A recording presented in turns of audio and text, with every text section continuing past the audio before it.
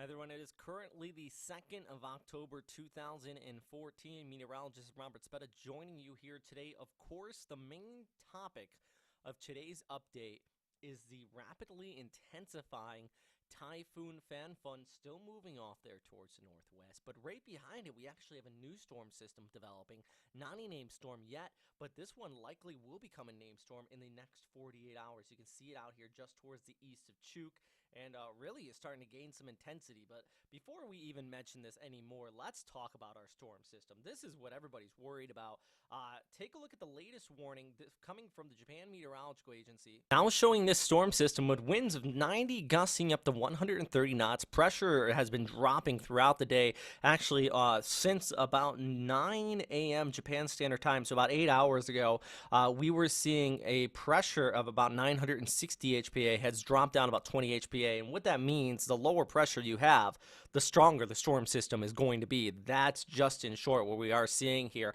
And these numbers are actually pretty liberal compared to what the Joint Typhoon Warning Center on this storm. Actually, they have winds of 194 with gusts up to 241 kilometers per hour. Just an absolutely intense storm system. And you can see right here with our graphic on the side, they expect it to continue to intensify, peaking out as we go ahead into Saturday just towards the east of Okinawa, right once it starts to round the western periphery of the Westpac High right here. And actually, we can click right on this. You can see 194 gusting up to 241 kilometers per hour right there. But here, just before it starts to weaken out, 241 with gusts nearly 300 kilometers per hour in the center of the storm system. That's what they're expecting out of it. Let's take a look at the visible satellite imagery. For starters, explain what's happening here. Well, right now it is sitting over some very warm sea surface temperatures, about 30 to 32 degrees Celsius. Plenty of latent heat available for this to intensify. Our eye has cleared out, even though it is a very, very small eye. It has cleared out, and it's also being enhanced by this outflow aloft towards the north and towards the south. We can actually take a look at the upper level winds here based on imagery from the University of Wisconsin. And I love this graphic because what it's showing you right here is winds about 250 to 100 millibars, so way in the upper levels. Our low level circulation, of course, those winds are counterclockwise. That's what we see around low pressure centers. But what you see off here towards the north is the winds moving clockwise away towards the northeast and also down towards the southwest. That is basically the chimney effect we're seeing here. All that moisture is getting sucked in at the low levels towards the center of circulation, but aloft it gets shot out. And just think of a water fountain. If you point it right up in the air, that water goes off towards the sides. That's what's happening in the upper atmosphere, and that's allowing for rapid intensification, and thus winds gusting up to 300 kilometers per hour as we look ahead through the weekend. And this just starts to round the bend here around the Westpac High.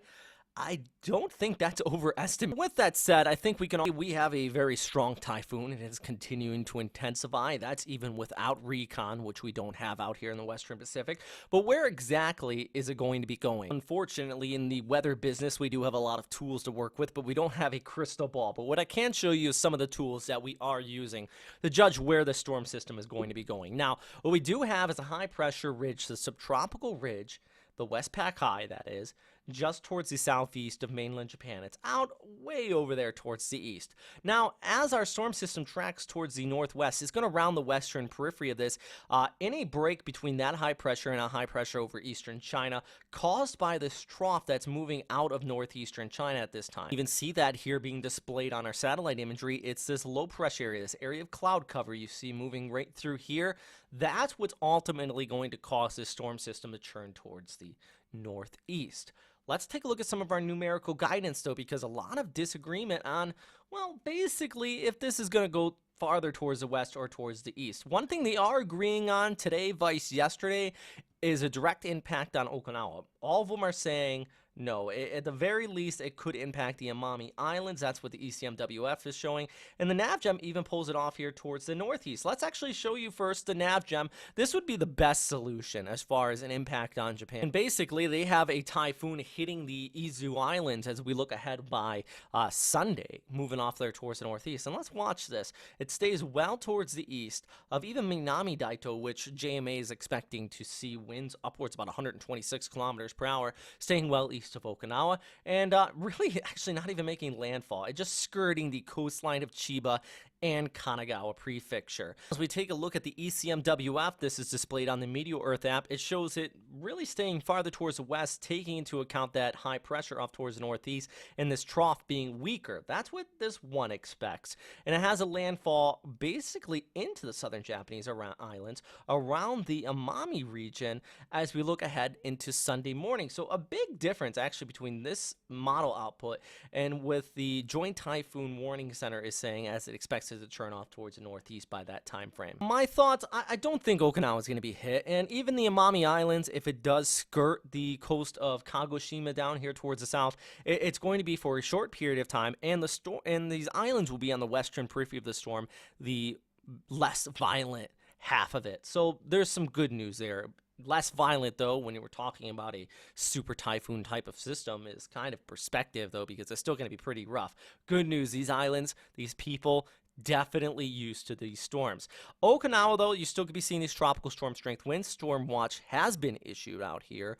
The Japan Meteorological Agency is expecting winds to be gusting upwards about 50 knots. This is from the JMA in their discussion. It's in Japanese, but I took the liberty of translating some of this. You can find this actually at the website and on our Facebook page. Back to this nice graphic from Typhoon 2000. You may think this is actually a spaghetti model, but look closely. This is not. This is actually some of the many different agencies out here in the Western Pacific, showing the USA, the Joint Typhoon Warning Center, being the one on the far eastern periphery of this. Most agencies, and this is what you really want to look at because these are actually official warning, people actually put these out, expect this to move on shore around the Kii Peninsula or farther off there towards the north. That's very typical when we see these storm systems move through. Remember the Kii Peninsula or the Izu Peninsula or over towards Chiba, they kind of stick out in the ocean. So when you get these storm systems skirting off towards the northeast, they often hit these areas, and the problem is very mountainous terrain over there. So as our storm system comes along, it could be actually a fairly heavy rainmaker for some of these areas and potentially some serious flooding,